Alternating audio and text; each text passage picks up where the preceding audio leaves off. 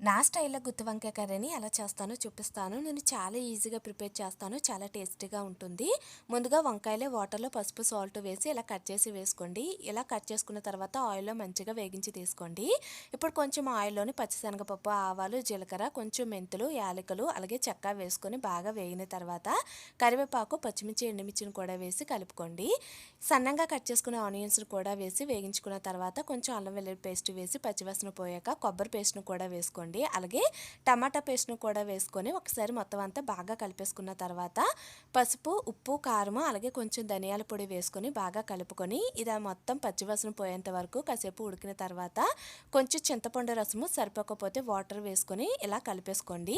కొంచెం గరం మసాలా, వేగించి పెట్టుకున్న వంకాయలు, కొత్తిమీర వేసుకోండి. ఇలా ఉడికేటప్పుడే ఇందులోనే వేగించి పెట్టుకున్న పల్లి పొడిని కూడా వేసుకొని మంచిగా కలిపేసి ఒక 2 నిమిషాల పాటు ఉడికించుకుంటే గుమగుమలాడే గుత్తి వంకాయ రెడీ. నచ్చితే లైక్ చేయండి.